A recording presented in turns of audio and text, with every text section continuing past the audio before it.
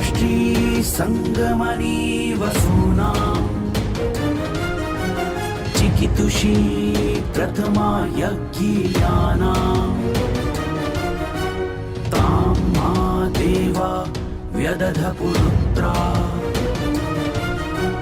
भूरिस्थात्रां भूय विषयन्ति। भारत विक्रम, भारत वर्ष की अक्षय कीर्ति गाथा।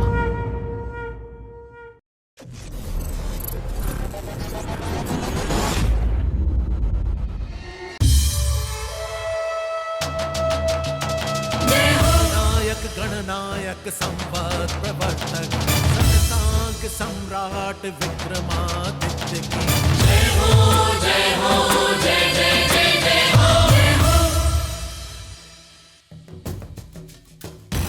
किंतु मित्र, आप में से कौन और किन वस्तुओं में अदृश्य रहेगा? महाराज, मैं पलंग में रहूंगा, मनुवीर दीपक में रहेंगे और तनुवीर झारी में रहेंगे और सिद्धिवीर कंठहार में रहेंगे। सबसे पहले आपको मुझसे यानी पलंग से वार्तालाप करना है, तब मैं आपको कहानी सुनाना प्रारंभ करूंगा। ठीक है, आप चारों ने जैसा कहा है हम वैसा ही करेंगे। जय श्री महाकाल। जय महाकाल।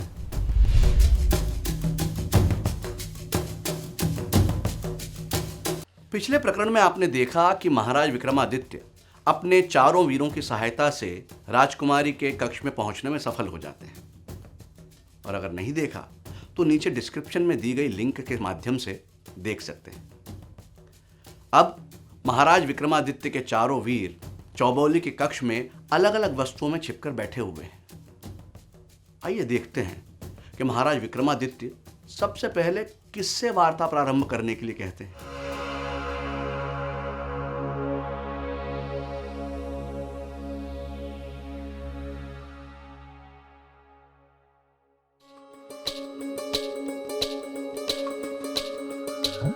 जो बेली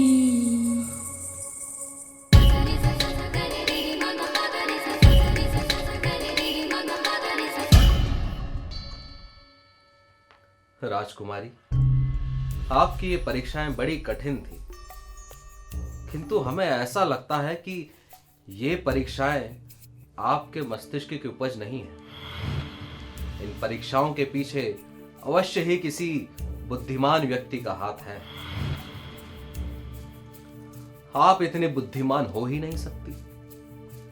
केवल सुंदरता से ही काम नहीं चलता। सुंदरता और बुद्धि के समागम से ही व्यक्ति सर्वांग सुंदर होता है। क्या कहती हैं आप? यह सत्य है या मिथ्या? आप में आत्मसम्मान है ही नहीं। यदि होता तो आप अवश्य कुछ बोलती। चलिए, ठीक है, कोई बात नहीं। तो आप बात नहीं करेंगी। अब चुनौती तो हारना ही है और किसी तरह रात भी व्यतीत करना है।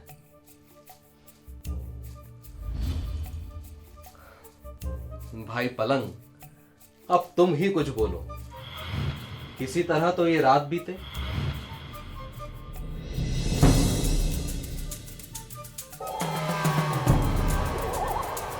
ठीक है राजा, किंतु आप भी कहां इस क्रूर और घमंडी राजकुमारी के हत्थे चढ़ गए।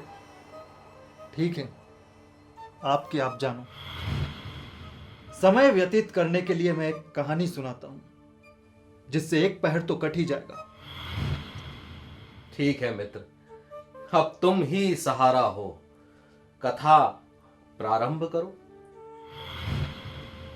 सुनो राजन, एक साहूकार पुत्र और एक राजकुमार बचपन से मित्र थे। दोनों ने तय किया कि जिसका भी विवाह पहले होगा वह दूसरे को ससुराल लेकर जाएगा। संयोगवश साहूकार के पुत्र का विवाह पहले हो गया नियमानुसार साहूकार का पुत्र राजकुमार के पास गया कि वो उसे अपने ससुराल ले जाए। लेकिन साहूकार के मन में एक चिंता थी।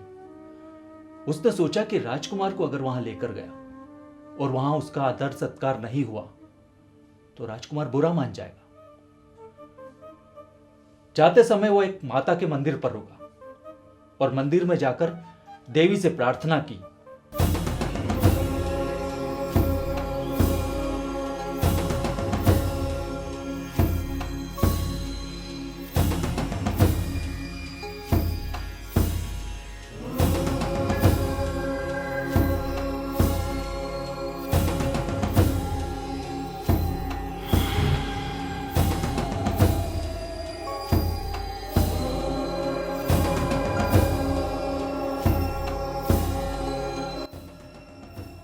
हे माँ, यदि राजा का आतिथ्य ठीक तरीके से हो गया तो मैं अपना शीश आपके चरणों में अर्पित कर दूंगा।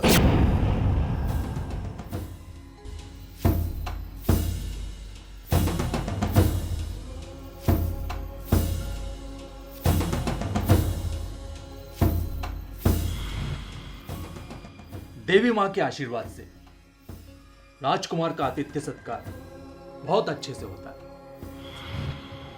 लौटते समय साहूकार पुनः माता के मंदिर में जाता है।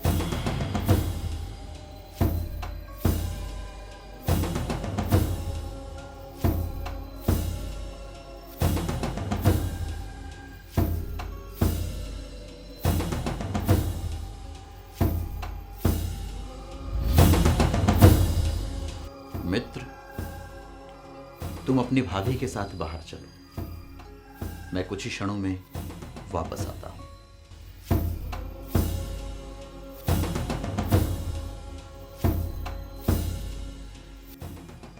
हे मां, आपके आशीर्वाद से मेरे मित्र का आतिथ्य सत्कार कल्पनातीत हुआ।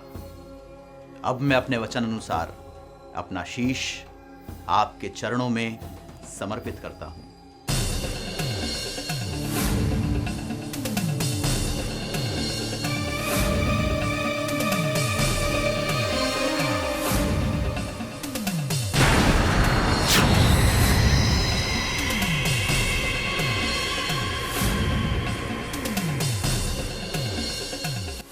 जब साहूकार पुत्र को विलंब हो जाता है तो राजकुमार पुनः मंदिर में जाकर देखता है।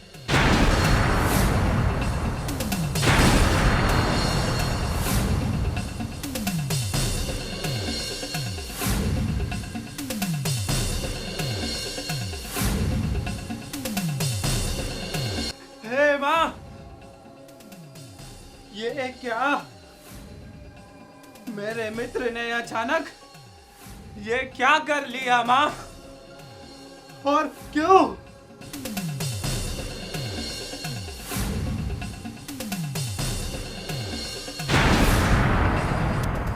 मां, यदि मैं अकेला चला गया तो सब यही सोचेंगे कि मैंने अपने मित्र की हत्या कर दी है और उसकी नवविवाहित भार्या वो क्या सोचेगी मां?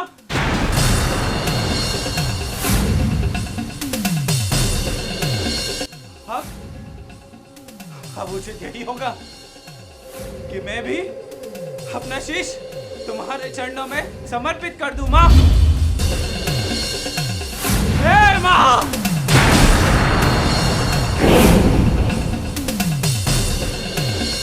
इस प्रकार राजकुमार भी अपना शीश धड़ से अलग कर मां के चरणों में चढ़ा देता है। अपने वर और उसका मित्र जब दोनों ही बाहर नहीं आते तब साहूकार की भार्या मंदिर में प्रवेश करती है।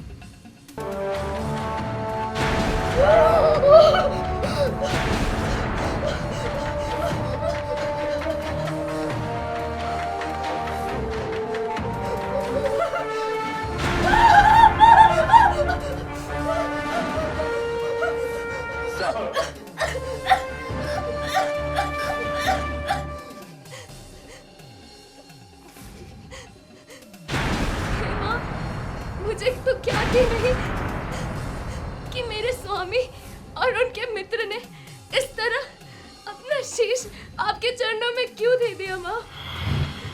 किंतु अब मेरे जीवन का कोई औचित्य ही नहीं है माँ। इसीलिए मैं भी अपना मस्तक आपके चरणों में अर्पित करती हूँ माँ, अर्पित करती हूँ।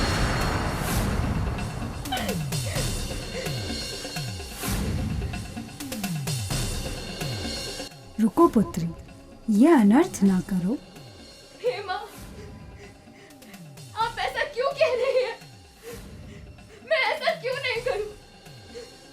अब मेरे जीवन में बचा ही क्या है? मैं अपने ससुराल, अपने स्वामी और उनके मित्र के शव के साथ जाऊंगी तो ससुराल वाले को क्या जवाब दूंगी कि इन्होंने ऐसा क्यों किया माँ? पुत्री, तुम्हारे वर ने अपने वचन के लिए अपना शीश मुझे भेंट किया और उसके मित्र ने उसकी मृत्यु के लांछन के भय से, और अब तुम भी वही करने जा रही थी। मैं तुम तीनों की परीक्षा ले रही थी। मैं तुम तीनों से प्रसन्न हूँ, इसलिए इन दोनों को जीवन दान देती हूँ। तुम इन दोनों के शीश पुनः इनके शरीर पर रख दो, ये जीवित हो जाएंगे।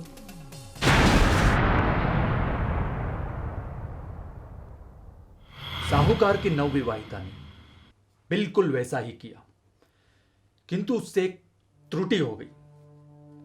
उसने राजकुमार का शीश साहूकार के धड़ पर और साहूकार का शीश राजकुमार के धड़ पर रख दिया और दोनों जीवित हो उठे। अब राजा, आपको इस प्रश्न का उत्तर देना है कि वो किसकी भार्या हुई, धड़ वाले पुरुष की या सर वाले पुरुष? यह तो बहुत ही आसान प्रश्न है मित्र। स्त्री तो धड़ वाले पुरुष की ही है, क्योंकि शीश ही तो दूसरा है, धड़ तो उसके पति का ही है। अरे अरे अरे, राजन ये क्या? मैंने तो सुना था राजा वीर विक्रमादित्य न्याय प्रिय राजा हैं। उन्होंने कभी अन्याय किया ही नहीं। क्या इसी तरह का आपका न्याय है? क्या आप ऐसे न्याय करते हैं? स्त्री सर वाले पुरुष की ही होगी, क्योंकि शीश के बिना शरीर का कोई औचित्य नहीं होता। सत्य वचन देवी, सत्य वचन। आपने बिल्कुल सही कहा। लेकिन आप बोल पड़ी, मेरे लिए यही बहुत है। हाय चुबेली, तूने ये क्या किया?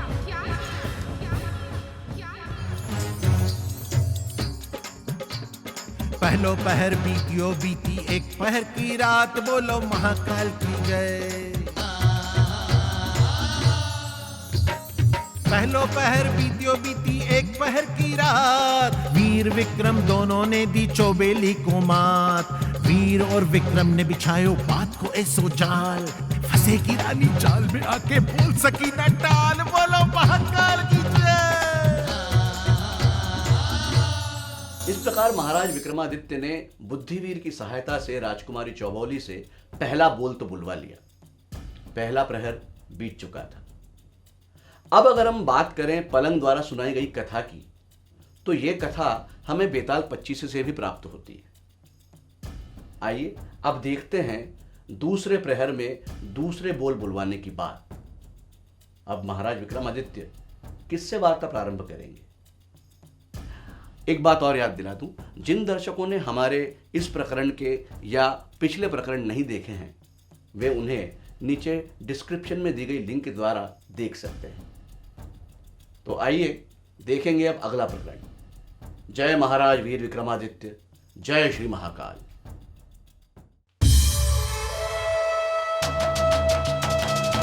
जननायक गणनायक संवत प्रवर्तक सहसांक सम्राट विक्रमादित्य की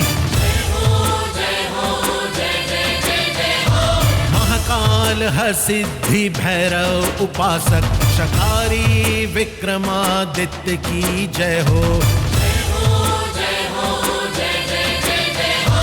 ज्ञान विज्ञान कला संगीत ज्योतिष पुरोधा